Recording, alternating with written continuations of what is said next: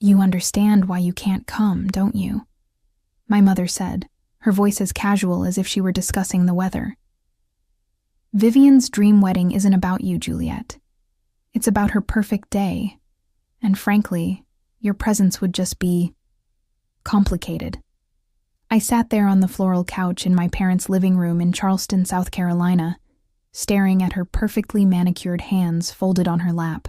The afternoon light filtered through the curtains, casting soft shadows across her face.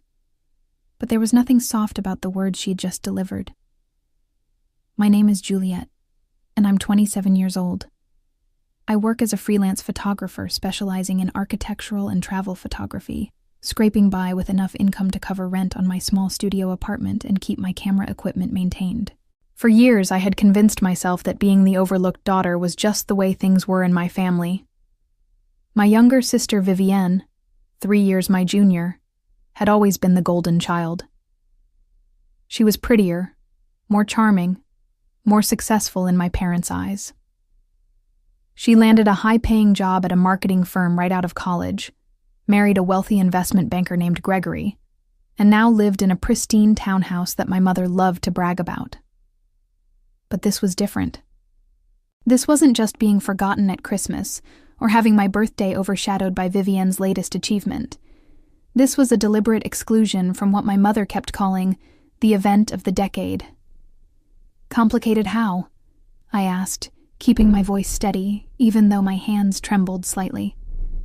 My mother sighed, as if explaining this to me was exhausting. "Vivienne has invited 300 guests. Everyone who matters will be there. The venue alone cost them $75,000. She's wearing a custom Vera Wang gown.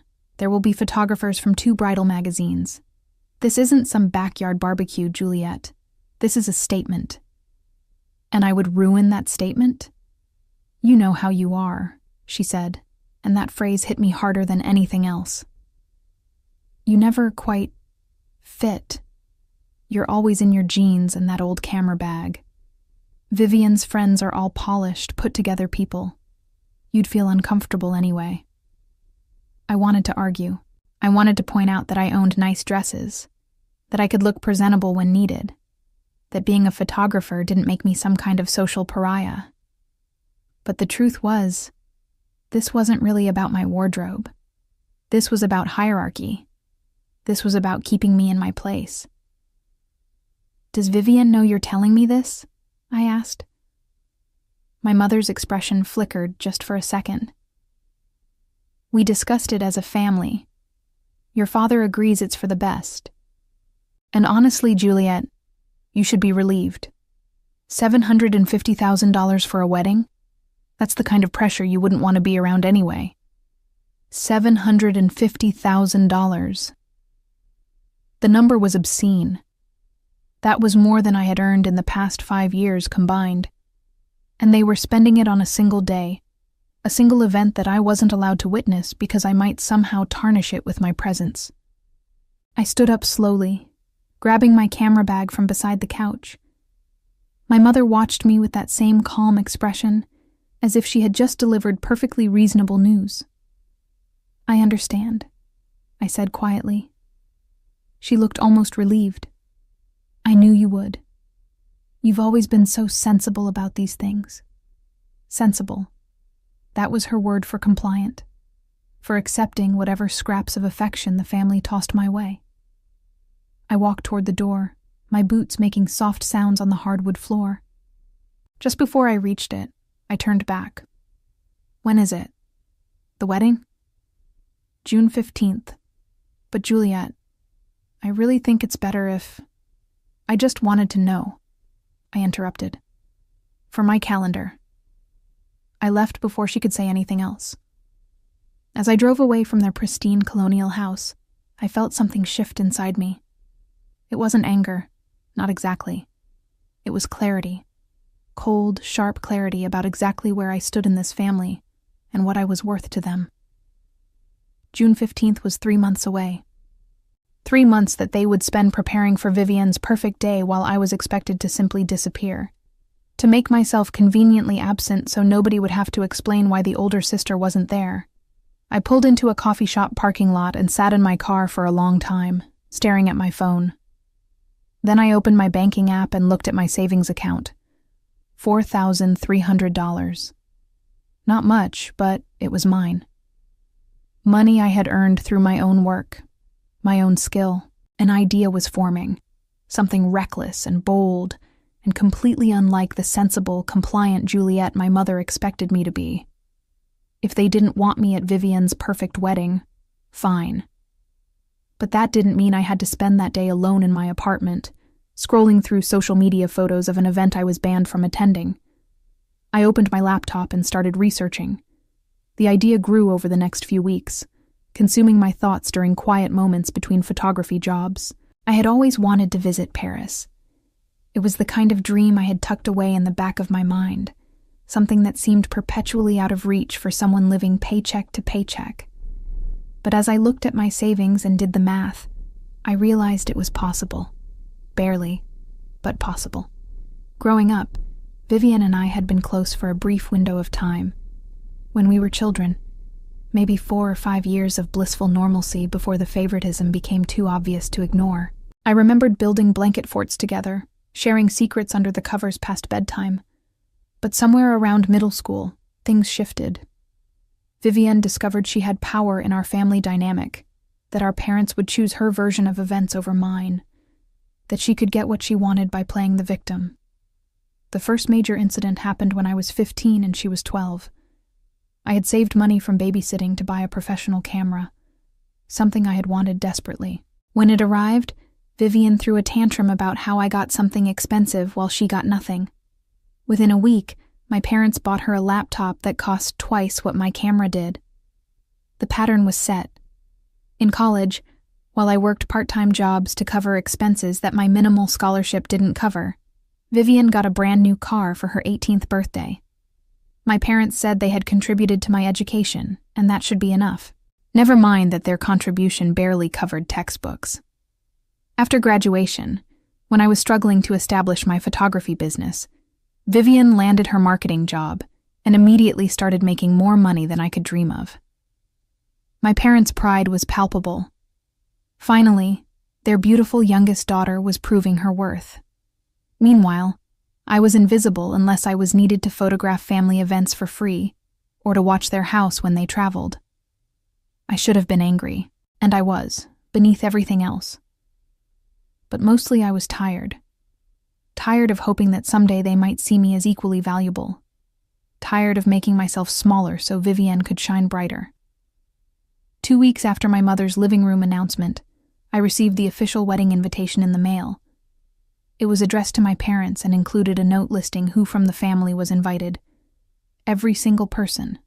My parents, both sets of grandparents, aunts, uncles, cousins. Everyone except me. The omission was deliberate and documented. I stared at that heavy cardstock invitation with its gold embossing and elegant calligraphy, and something crystallized inside me. This wasn't an oversight. This was a statement about my worth in this family. That evening, I called my best friend Kara. We had met 5 years ago at a photography workshop and had stayed close despite living in different cities. She was one of the few people who understood my family dynamics without judgment. "They didn't invite you?" Kara's voice rose in disbelief when I told her. "To your own sister's wedding?" Apparently, I'm a distraction from her perfect day. That's insane. What are you going to do? I took a breath. I'm thinking about going to Paris during her wedding weekend. Silence on the other end. Then, tell me more. I've been researching.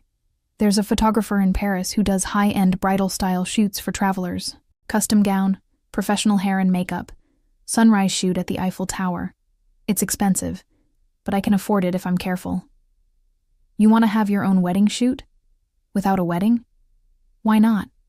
If they're going to exclude me from family events, I might as well create my own moments. And I'm a photographer. I know the power of a good image. Kara laughed. I love this. I absolutely love this. When do we leave? We? You think I'm letting you do this alone? I have vacation days saved up. Let me look at flights. That conversation changed everything. Suddenly, it wasn't just a fantasy or a way to avoid painful reminders of my exclusion. It was a real plan with a real friend who believed in me. I spent the next month working extra photography jobs, accepting every assignment I could find. Corporate headshots, real estate photos, family portraits. My savings account slowly grew. I researched Paris neighborhoods, looked at hotel options, and found a photographer named Isabel who specialized in the exact kind of shoot I envisioned. When I contacted Isabel, explaining what I wanted, she responded enthusiastically. She had a dress designer friend who could create a custom gown in my measurements. She knew the perfect locations. She understood the vision. The dress alone would cost $1,500. The photography package was another $2,000. Flights and hotel for Kara and me would be roughly $3,000 combined. Hair and makeup, another $300. It all added up to more money than I had ever spent on myself at once. But every time I hesitated, I thought about that invitation with my name conspicuously absent. I thought about my mother's casual dismissal, her certainty that I would simply accept being erased from this family milestone. 3 weeks before Vivian's wedding, I booked everything. Flights, hotel, photography session, dress measurements sent to the designer. It was happening. I didn't tell my family. They didn't ask what I would be doing that weekend anyway. I'm sure they assumed I would spend it quietly at home, maybe seeing a movie or working on my portfolio. Definitely not making any waves. But I told Kara everything as we planned. She was almost more excited than I was, researching Paris cafes and planning what we would do beyond the photo shoot. This trip became something bigger than just a response to being excluded. It became an act of reclaiming my own narrative. My phone buzzed one evening in late May. It was a text from Vivian, the first direct communication I had received from her since the wedding planning began. Mom said you understood about the wedding. I appreciate you being mature about it. It's nothing personal. Nothing personal. As if excluding your only sibling from the biggest day of your life was just a practical decision, like choosing salmon over chicken for the main course. I stared at that message for a long time before responding. I hope you have a beautiful day. I meant it in a way. I hoped she got everything she wanted from her extravagant celebration, because I was about to get something too. The week before the trip, my nerves kicked in hard. I second-guessed everything. Was I being petty?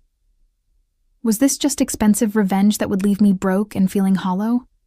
What if nobody even cared about my Paris photos? But then my mother called, and those doubts evaporated. Vivian is so stressed, she said, launching into the conversation without preamble. The final alterations on her dress aren't quite right, and the florist had to substitute 2 types of roses. Can you imagine? After all the planning, these little disasters. That sounds frustrating, I said carefully. She's handling it well, though. She's such a professional. Gregory's mother is hosting a luncheon tomorrow for the wedding party and immediate family. It should be lovely. Immediate family. A category I apparently no longer belong to. I'm sure it will be nice, I said. Are you working that weekend? The wedding weekend? My mother asked, and there was something in her tone that made me think she actually hoped I would be busy, that I would have some concrete excuse for my absence that would make the whole situation feel less cruel. I have plans, I said. Oh, good. I'm glad you'll have something to occupy yourself with. After we hung up, I pulled out my suitcase and started packing. Kara was flying in 2 days before we left for Paris, staying with me so we could travel together. The dress designer had sent confirmation photos of the completed gown, and it was breathtaking. A flowing ivory creation with delicate beading on the bodice and a skirt that would move beautifully in photographs. It was everything I had envisioned and more. When Kara arrived, we spent the evening going over every detail of the trip. She had even brought props. A delicate veil she had found at a vintage shop, and a bouquet preservation kit so we could dry the flowers afterward if I wanted. "This is going to be incredible," she said, scrolling through Isabel's portfolio on her tablet. "Look at these shots. You're going to look like you stepped out of a magazine." I looked at the images, these stunning women in beautiful gowns at iconic Paris locations. In 2 days, that would be me. The thought was both thrilling and terrifying. "Do you think I'm being vindictive?" I asked. Kara set down the tablet and looked at me seriously. "I think you're being human. They excluded you from a major family event and expected you to just disappear quietly. You're not crashing the wedding or trying to ruin anything. You're simply living your life in a way that brings you joy. That's not vindictive. That's survival."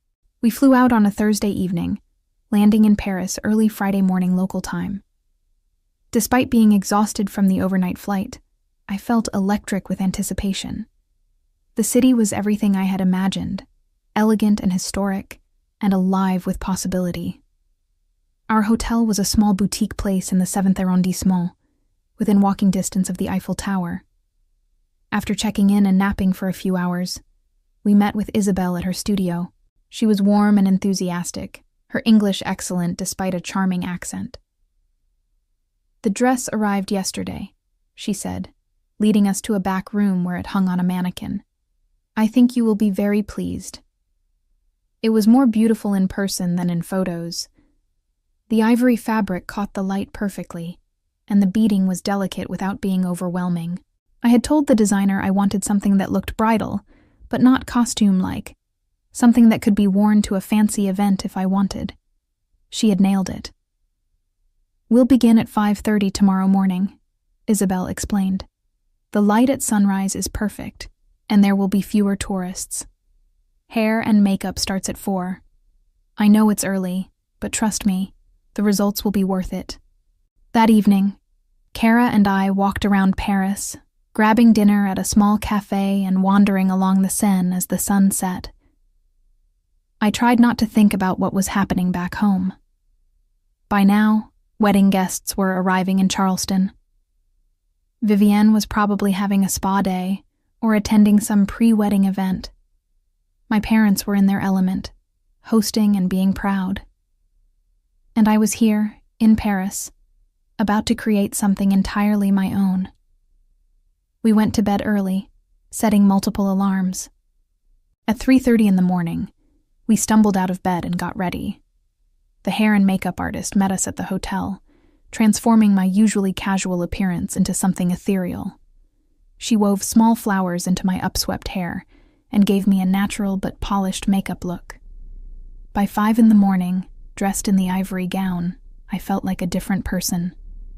Kara kept taking photos with her phone, grinning the entire time. "You look like a princess," she said. "Vivian's going to die when she sees these." "If she sees them," I corrected. "I haven't decided what I'm going to do with the photos yet." That was partly true. I had ideas, but nothing felt concrete. Part of me wanted to post the images publicly, to create a visible reminder that I existed and could create beauty without their permission. But another part of me wanted to keep them private, a secret rebellion that only I would fully understand. Isabel picked us up in her car, and we drove to the Trocadero Gardens. The sky was just beginning to lighten, a soft pink glow on the horizon. The Eiffel Tower stood before us, dramatic and iconic. "Perfect," Isabel murmured, already assessing angles and light. For the next 2 hours, we moved through the gardens and surrounding areas. Isabel directed me with professional expertise, having me turn, lift the dress, look toward the tower, walk along the paths. Kara assisted with the veil and dress train, making sure everything flowed perfectly. It was magic. There was no other word for it.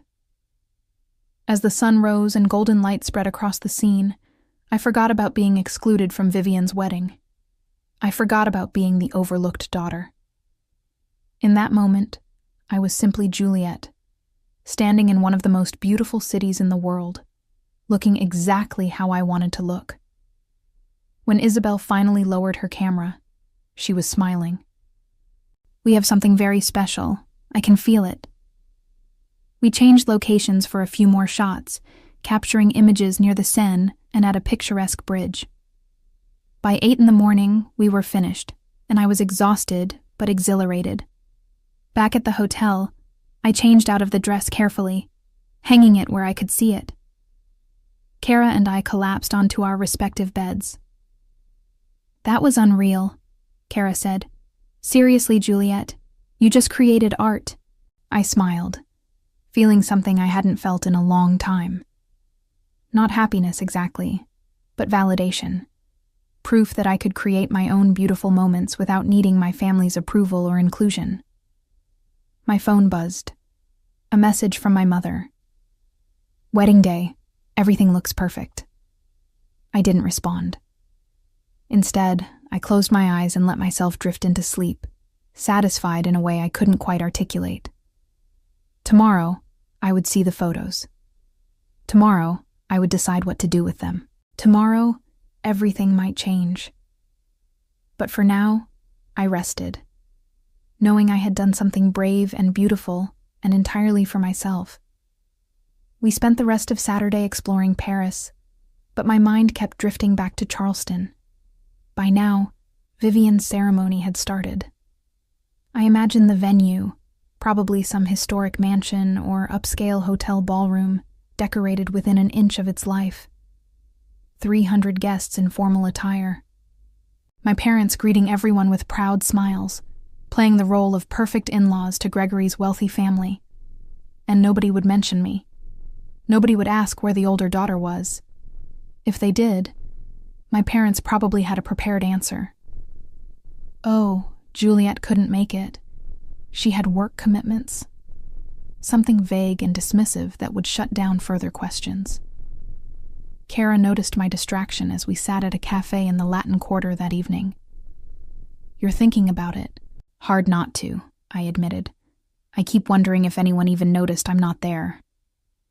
Their loss, Kara said firmly. And honestly, after what we did this morning, after those photos we're going to see tomorrow, you won. You already won. I wanted to believe her. But there was a hollow feeling in my chest that wouldn't quite go away.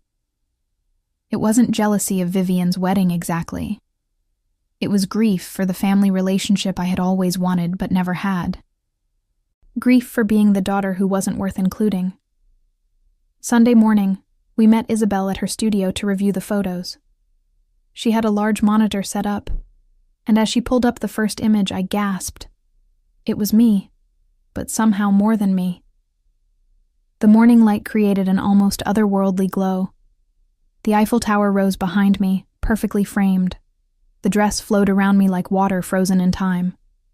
My expression was serene, confident, beautiful in a way I had never seen myself before. Keep going, Kara breathed, leaning forward. Isabel clicked through image after image. Each one was stunning.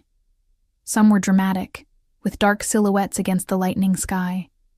Others were soft and romantic, with the veil catching the breeze. There were close-ups that showed the dress details and wide shots that captured the scope of the location. These are professional quality, I said, my voice catching. These could be in magazines. Isabel smiled. They should be. You have a gift for the camera, Juliet. Many people freeze or look artificial, but you understood the assignment. You embodied the vision. We selected the best images for final editing. Isabel promised to have them ready by Tuesday, our last full day in Paris before we flew home Wednesday morning. As we left the studio, Kara grabbed my arm. You need to post these. I know you're hesitant, but these are too good to keep private. I don't know, I said. What if it seems like I'm trying to upstage Vivian? What if it does? Kara challenged. She excluded you from her wedding. She doesn't get to control how you spend your time, or what you share about your own life. These photos aren't about her. They're about you. We spent Sunday and Monday being tourists, visiting museums and eating incredible food. But my mind kept returning to those images. Kara was right. They were too beautiful to hide. And more than that, I had worked hard for them. I had saved money, planned extensively, taken a risk. Why should I diminish my own achievement because it might overshadow my sister? By Monday evening, I had made a decision. When Isabel sent the final edited images Tuesday morning, I would post one. Not to hurt Vivian, but simply to share something I was proud of. If my family had a problem with that, well, they should have thought about that before excluding me. Tuesday afternoon, the edited photos arrived in my inbox. They were even more stunning with Isabel's professional editing. The colors were rich, the lighting perfect, every detail polished. I spent an hour choosing which one to post. Finally, I settled on an image taken right as the sun broke the horizon. I stood in profile, looking toward the Eiffel Tower, the dress catching golden light. The composition was perfect, the mood both romantic and powerful. Now came the caption. I typed and deleted several versions, trying to find the right tone. Not bitter, not angry, but confident. Finally, I settled on something simple. No invite needed to shine brighter. I stared at those words for a long time. They were pointed enough that my family would understand the reference, but vague enough that most people wouldn't. It was my truth, delivered with grace rather than rage. I posted it to Instagram at 7 p.m. Paris time, which was 1 p.m. in Charleston. Vivian's wedding had been Saturday, so by now, she would be on her honeymoon, or at least in the immediate post-wedding glow, probably posting her own professional photos. I closed the app immediately after posting, too nervous to watch the reactions roll in. Kara and I went to dinner, trying to distract ourselves with wine and conversation. But by the time we got back to the hotel 2 hours later, my phone was exploding with notifications. The post had already gotten over 2,000 likes, far more than anything I had ever posted before. And the comments were pouring in. This is absolutely stunning. Where is this dress from? I need it. Paris goals. You look like a fairy tale princess. I scrolled through dozens of similar comments, my heart racing. Then I saw messages from people I actually knew.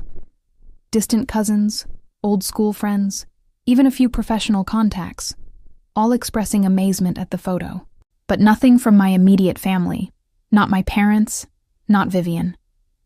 Radio silence from the people who should have cared most. It's going viral, Kara said, looking at her own phone. Look, someone already shared it to a wedding inspiration page. They're calling it Solo Bridal Paris Shoot and asking if this is a new trend. I checked the share count. Already over 300 shares and climbing. Within the wedding photography community I followed online, people were talking about it. Someone had tagged several bridal magazines in the comments, suggesting they feature the shoot. This is insane, I whispered. This is actually going viral. Kara was grinning. You created something people respond to. This is what happens when genuine emotion meets professional quality. People can feel the authenticity. We stayed up late watching the numbers climb. By midnight Paris time, the post had 5,000 likes and had been shared over 1,000 times. A major wedding blog had reached out asking to feature it. 2 photographers wanted to know who had shot it so they could credit Isabel. A dress designer asked about the gown. And still, nothing from my family. I went to bed that night, with my phone buzzing constantly with new notifications. It should have felt triumphant, but instead, I felt strangely empty. I had wanted validation, proof that I mattered, and I was getting it from thousands of strangers. But the people whose recognition I craved most remained silent. Wednesday morning, we packed for our flight home. My post was still gaining traction. Overnight, it had been picked up by a major lifestyle website with millions of followers. They had written a short article about the solo wedding shoot trend taking social media by storm, featuring my photo prominently. The numbers were staggering now. Over 15,000 likes, nearly 5,000 shares, comments in multiple languages. People were asking where to book similar shoots, tagging friends, sharing their own stories of being excluded from family events. I had unintentionally tapped into something bigger than my personal grievance.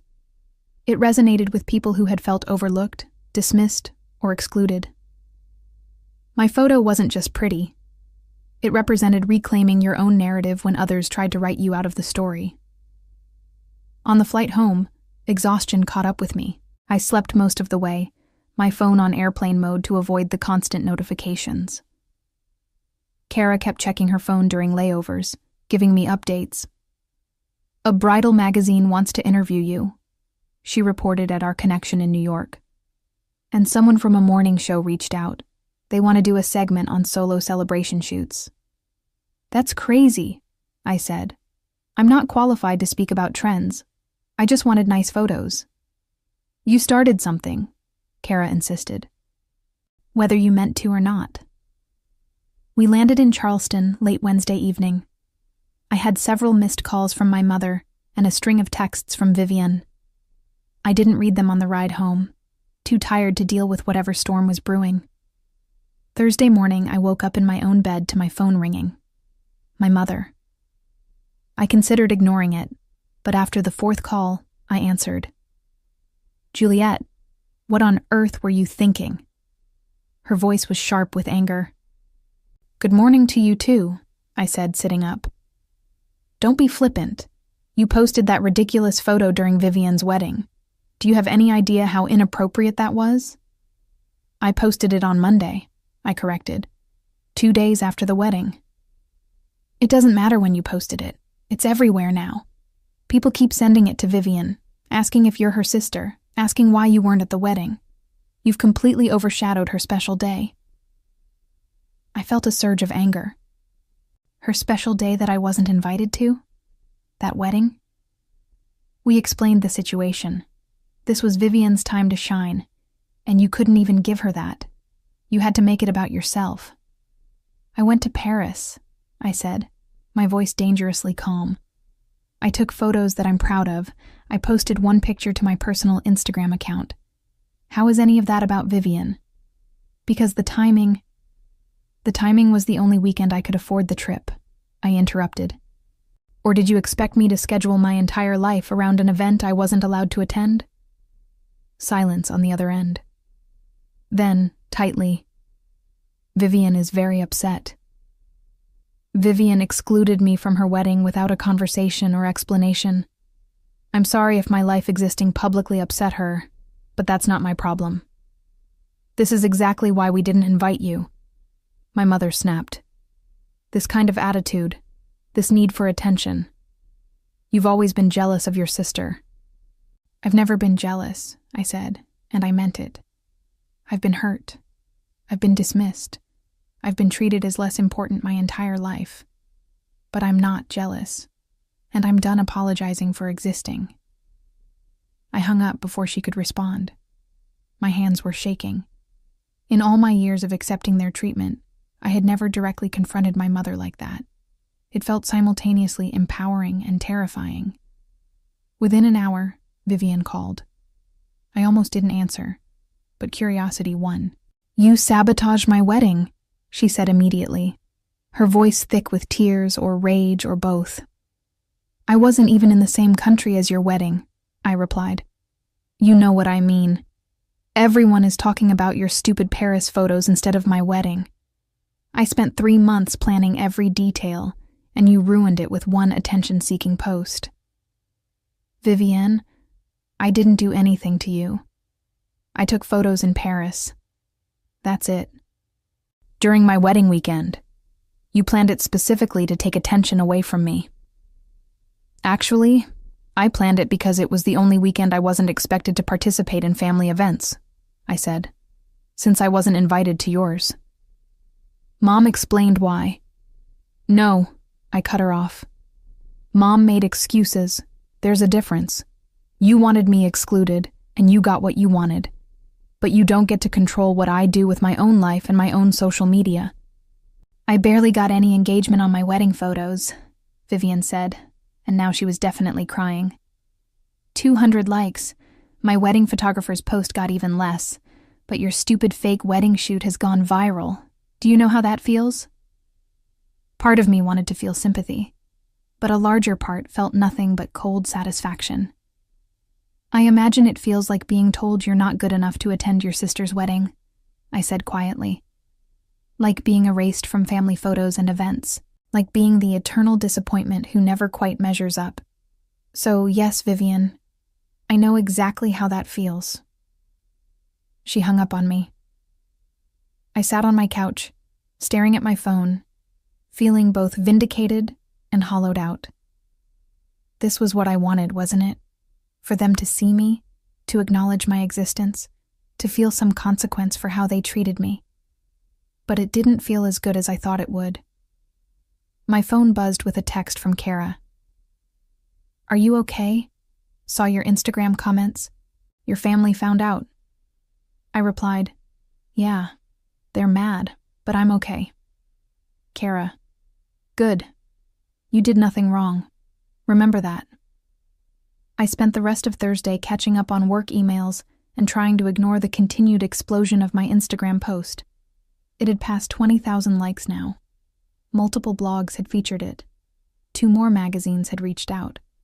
A wedding planning company wanted to sponsor similar shoots, asked if I'd be interested in becoming a brand ambassador. It was surreal. I had gone to Paris to create one beautiful moment for myself, and somehow I had accidentally launched a social media movement. People were posting their own solo celebration photos, using hashtags like "shine without permission" and "my own narrative."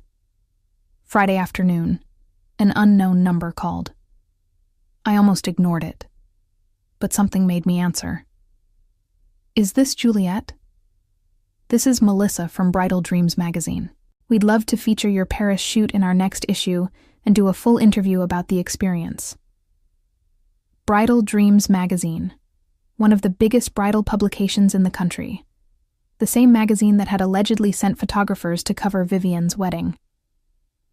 I'm interested, I heard myself say. What would that involve? As Melissa explained the opportunity, I realized this was bigger than I had imagined. They wanted a 4-page spread, professional treatment, my story told in my own words. They were calling it a new kind of celebration, when you're your own guest of honor. After we hung up, I sat in stunned silence. Then I started laughing.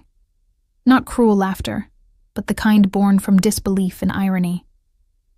Vivian had spent $750,000 to get magazine coverage for her wedding. And I had accidentally gotten it with one Instagram post and a $5,000 trip to Paris. The magazine interview was scheduled for the following week. In the meantime, my Instagram post continued its trajectory. It hit 40,000 likes, then 60,000. Brands started reaching out, offering sponsorships and collaborations. A travel company wanted to create a solo celebration package based on my experience.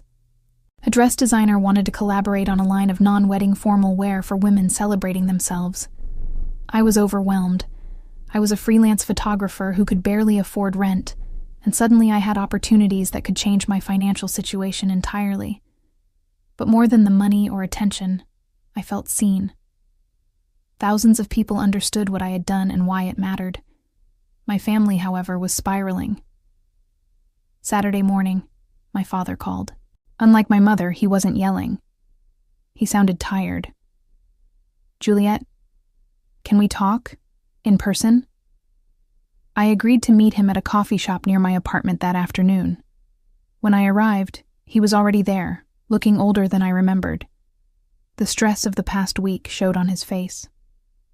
Thank you for coming, he said as I sat down. What did you want to talk about? He sighed, stirring his coffee unnecessarily. Your mother and sister are very upset. I know. They've made that clear.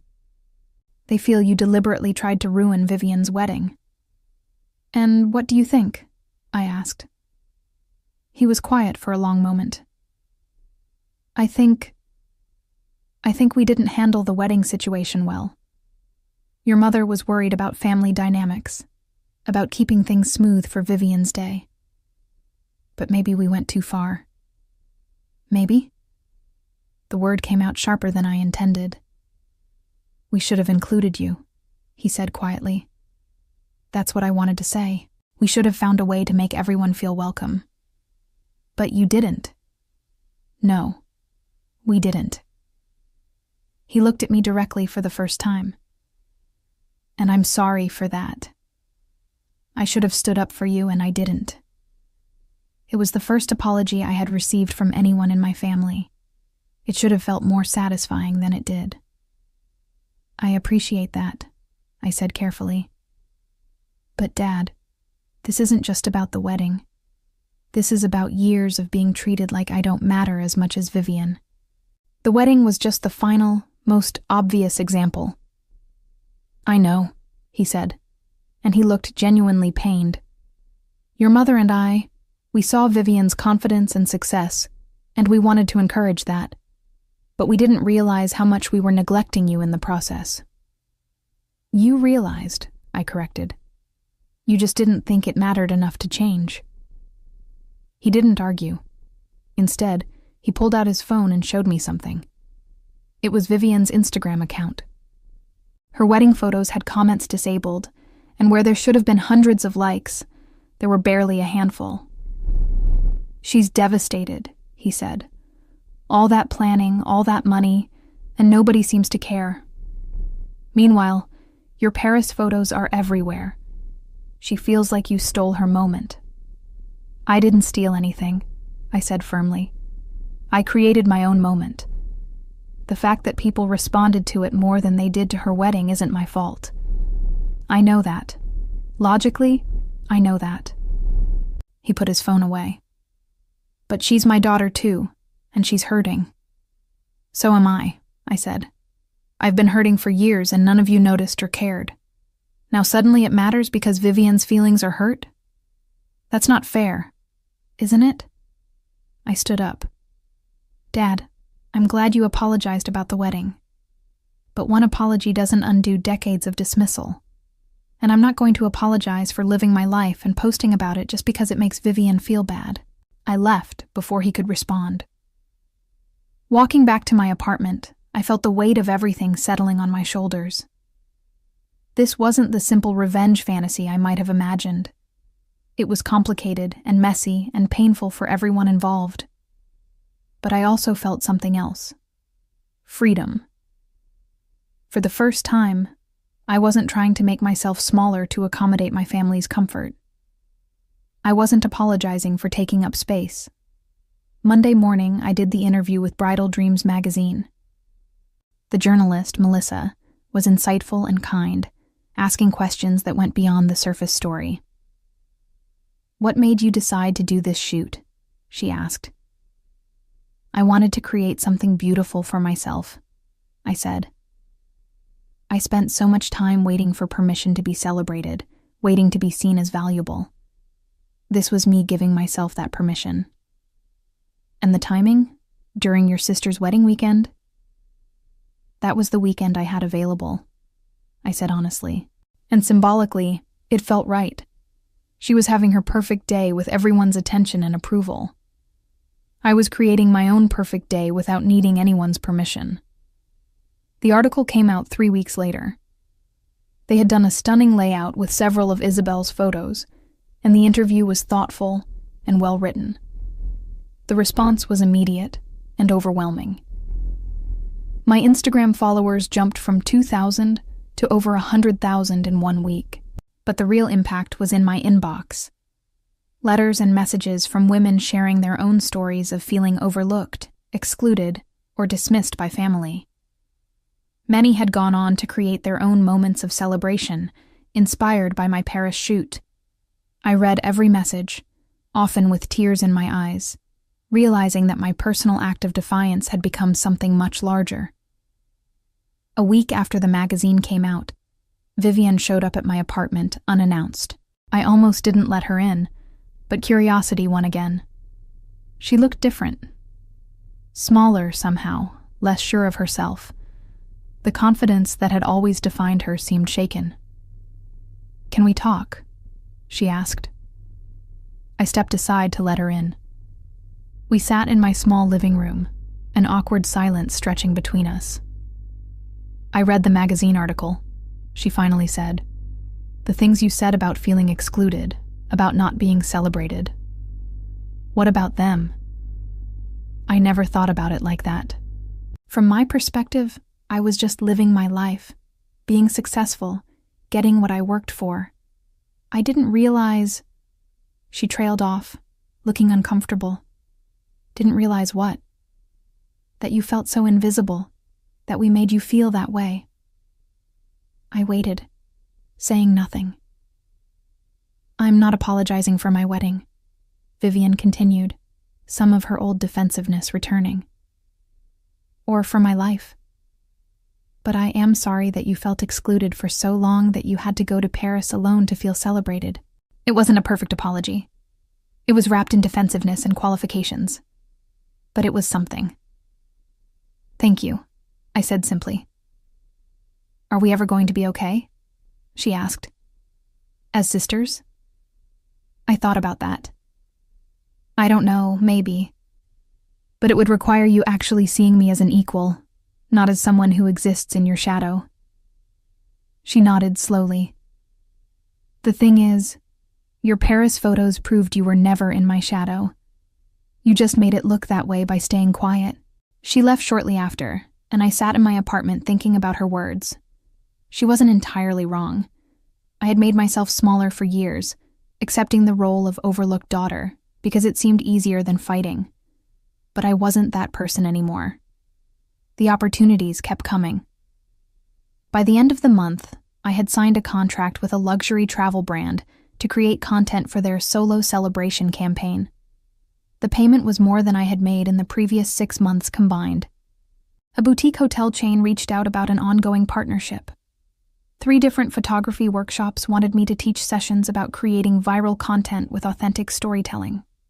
My financial situation transformed overnight. For the first time in my adult life, I wasn't worried about making rent. I wasn't calculating whether I could afford groceries and camera equipment in the same week. The irony wasn't lost on me that my family's exclusion had inadvertently launched my career in a way years of hard work hadn't managed to achieve. But the most satisfying development came from an unexpected source. The photographer who had been hired to shoot Vivian's wedding reached out to me directly. Her name was Catherine, and her message was professional but pointed. "I wanted to introduce myself," she wrote. "I was contracted to photograph your sister's wedding and provide images to Bridal Dreams magazine for their coverage. However, after your Paris shoot went viral, the magazine decided to cancel the planned feature of Vivian's wedding. They said the narrative had shifted to solo celebrations, and a traditional 7-figure wedding no longer fit their editorial direction. I thought you should know, as it seems your family has been blaming you for the lack of coverage. The truth is, the magazine made a business decision based on what their readers were responding to. Your Paris shoot simply resonated more than a conventional luxury wedding." I read that message 3 times, processing the implications. Vivian hadn't just lost social media engagement. She had lost the magazine feature she had apparently been counting on, the one my parents had probably used to justify the enormous expense. I should have felt triumphant. Instead, I felt something more complex. Not quite guilt, but an awareness of the collateral damage my one decision had created. I hadn't meant to cost Vivian her magazine feature. I had simply posted a photo I was proud of. But intentions didn't change outcomes. That evening, my mother called again. This time, her tone was different. Not angry, but almost pleading. "Juliet, Vivian is not doing well. This whole situation has really affected her." "I'm sorry to hear that," I said, and I meant it. Despite everything, I didn't actually want my sister to suffer. The wedding was supposed to be her moment. She planned everything perfectly, spent so much money, and now people don't even remember it because of your Paris photos. "Mom, I didn't plan for my photos to go viral. I just posted something I was proud of." "But you had to know," she insisted. "You're a photographer. You understand social media. You had to know posting those images during her wedding would take attention away from her." "I posted them 2 days after the wedding," I reminded her. And even if I had posted them the same day, I'm allowed to share my own life on my own accounts. Vivian doesn't have ownership over an entire weekend. But as her sister, I should have been invited to the wedding. I interrupted. We can't have it both ways.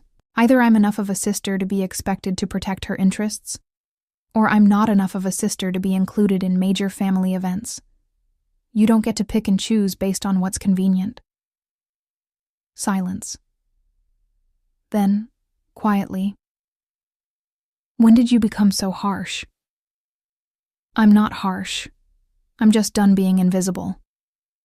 After we hung up, I poured myself a glass of wine and sat on my small balcony, watching the Charleston evening unfold. My phone buzzed with notifications from Instagram, brand inquiries, messages from followers. My life had changed dramatically in just a few weeks, but the relationship with my family was irrevocably altered. There would be no going back to the way things were, to me quietly accepting whatever scraps of attention they offered. That version of Juliet was gone. The next morning, I received an email from a literary agent. She'd seen the Bridal Dreams article and thought my story would make a compelling book. Not just about the Paris shoot, but about the broader experience of being overlooked in your own family and finding the courage to celebrate yourself anyway. There's a hunger for these stories, she wrote. Women reclaiming their narratives, refusing to stay small. I think you could speak to that in a powerful way. A book. I had never considered writing a book. But as I thought about it, I realized how many stories I had. Years of being dismissed, of watching Vivian be celebrated while I was barely acknowledged. The slow realization that I needed to create my own validation. The decision to go to Paris. The aftermath. I agreed to a call with the agent, and by the end of the week, we were discussing a book proposal. The advance she mentioned was more money than I had earned in 2 years of photography work. Everything was happening fast. Too fast, maybe. But I was riding the wave, making decisions that felt right, even if they scared me. 2 months after my Paris trip, I was invited to speak at a women's empowerment conference in Atlanta. The topic was, creating your own narrative when others try to write you out. I was terrified. Public speaking wasn't something I had ever done, and the idea of standing in front of hundreds of people was paralyzing. But Kara talked me into it. This is what you've been working toward your whole life, she said. Not the fame or the money, but the validation that your voice matters. Don't waste this opportunity. The conference was held in a large hotel ballroom. I stood backstage, my hands shaking as I listened to the speaker before me wrap up. Then it was my turn. I walked onto that stage, looked out at the sea of faces, and told my story. I talked about being the invisible daughter, about the wedding exclusion, about deciding to go to Paris. I showed the photos, talked about the viral response, discussed the complicated aftermath. And when I finished, the applause was thunderous. Women came up to me afterward, sharing their own stories of family exclusion, of being overlooked, of finding the courage to celebrate themselves anyway. Several were crying. Many hugged me.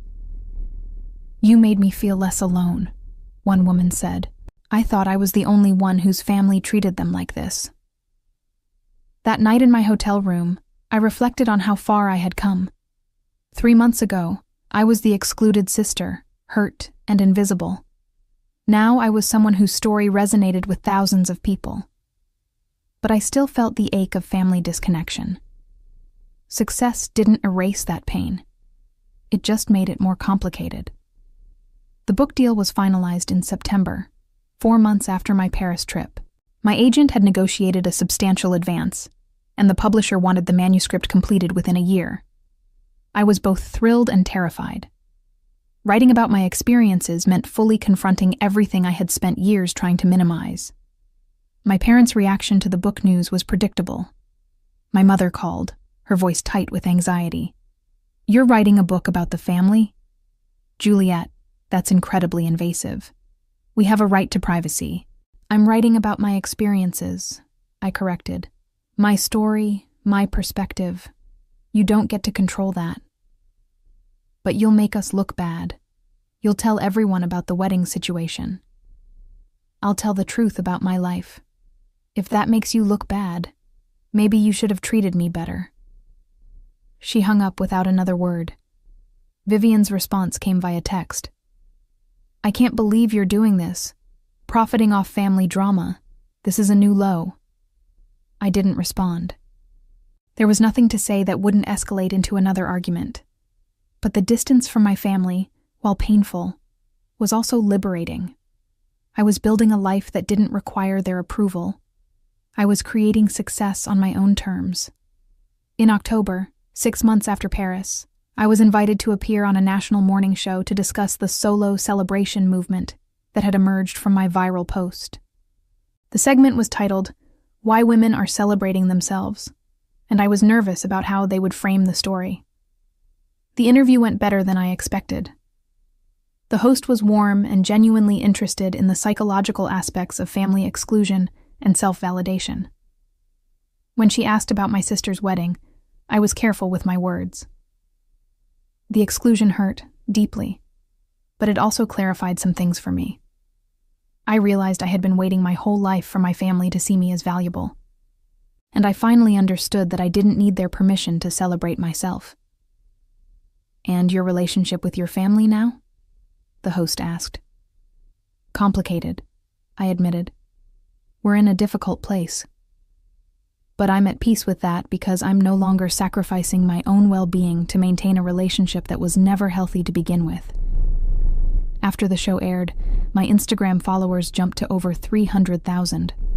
More brand deals came in. More speaking invitations. The momentum was dizzying. But the real turning point came in late October when I received an email from Bridal Dreams magazine again. They wanted to do a follow-up piece, 6 months after the original feature.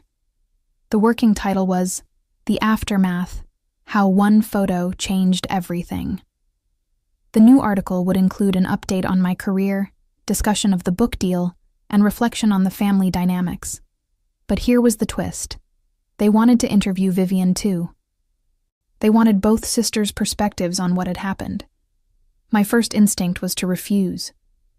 Giving Vivian a platform to present her version of events felt dangerous. But my agent saw opportunity. This could actually be powerful, she said.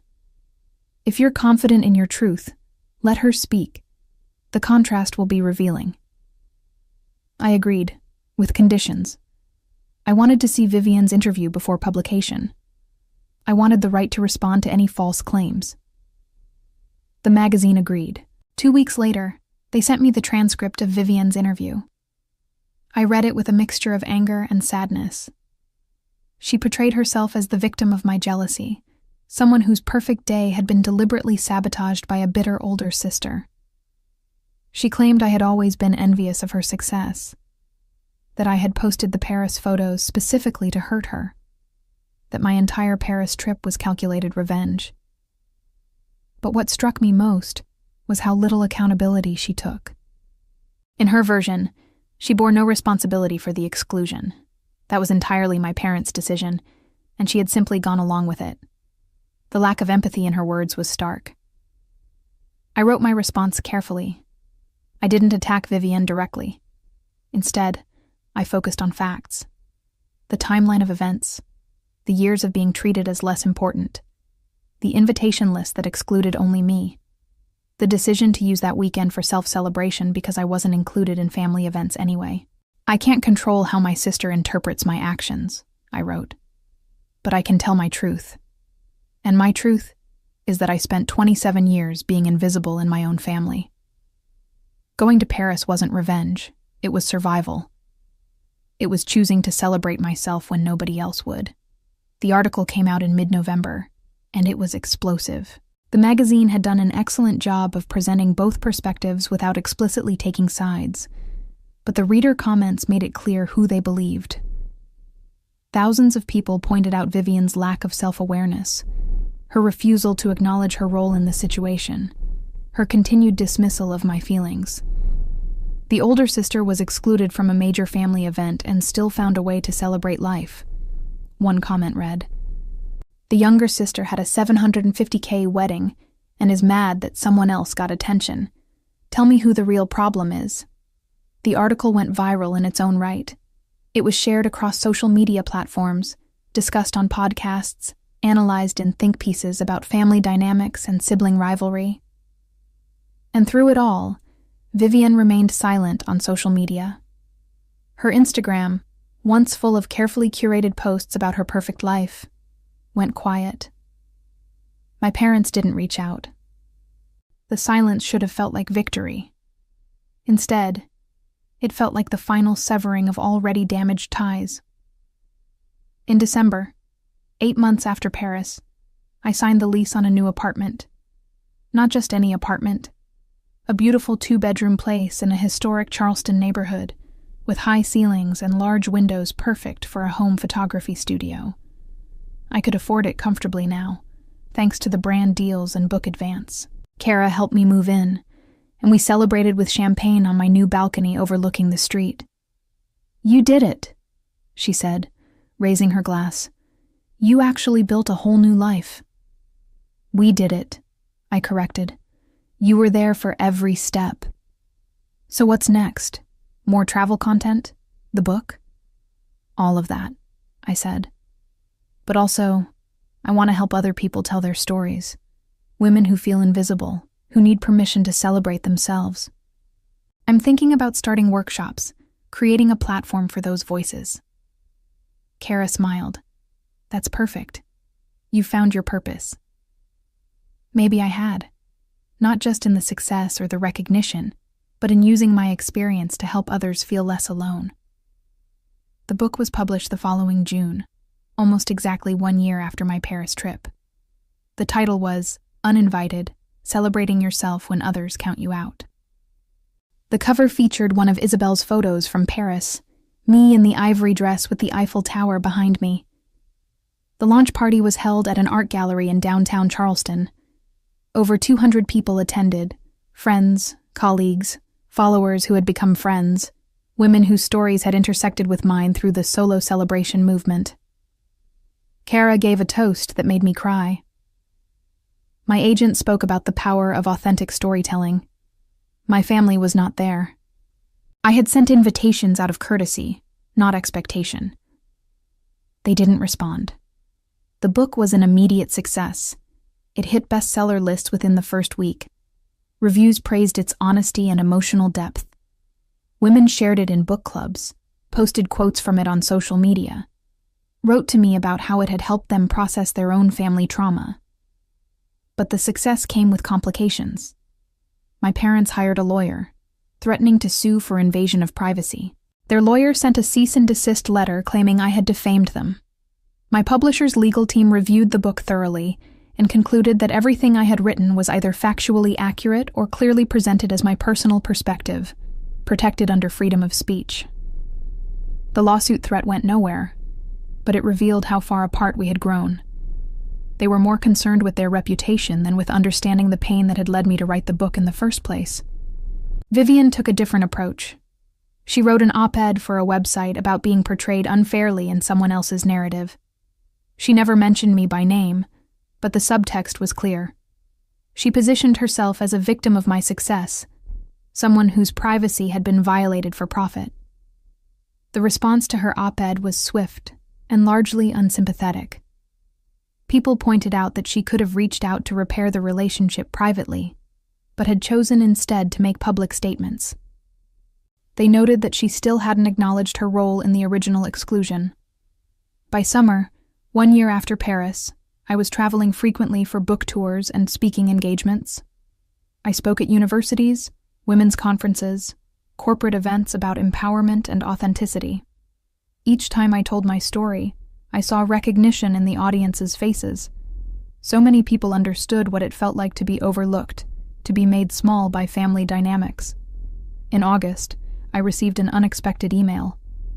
It was from a woman named Patricia, who identified herself as a family therapist specializing in sibling dynamics and parental favoritism. "I've used your story in several sessions with clients," she wrote. It's helped them understand that choosing yourself isn't selfish. It's survival. I'm writing a book about family scapegoating, and I'd love to interview you for a chapter if you're willing. I agreed. The interview was thoughtful and probing, exploring not just what happened, but why these family patterns develop and persist. Patricia explained golden child and scapegoat dynamics, how families often assign roles that become self-fulfilling prophecies. You broke the pattern, she told me. Most scapegoated children spend their lives trying to earn approval that will never come. You chose a different path. You validated yourself instead of waiting for them to do it. That conversation helped me understand my story in a larger context. I wasn't just the excluded sister. I was someone who had recognized a toxic pattern and made the hard choice to step away from it. In September, I was invited to speak at a major conference in New York about women's empowerment and social media influence. The audience was over 1,000 people. When I walked onto that stage, I thought about the scared, invisible girl I had been just 16 months earlier. The one who believed she wasn't worth celebrating unless someone else decided she was. I told my story to those 1,000 faces. I showed the Paris photos. I talked about the viral response and everything that followed. And then I said something I had been thinking about for months. Going to Paris wasn't revenge. It was revolution. Personal revolution.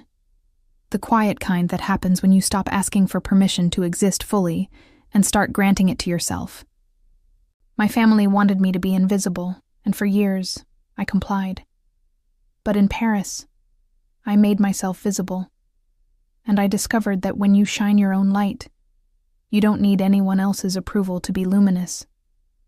The applause was deafening. After the conference, I walked through Central Park, reflecting on everything that had changed. My career was thriving in ways I never imagined possible. I had financial security, professional recognition, a platform to help others. But I had also lost my family, or perhaps I had simply acknowledged a loss that had always existed. That evening, I received a text from an unknown number. When I opened it, I saw it was from Vivian. I saw your New York speech online.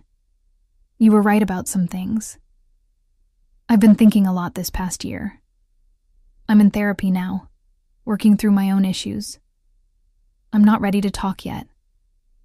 But I wanted you to know, I'm trying to understand. It wasn't an apology.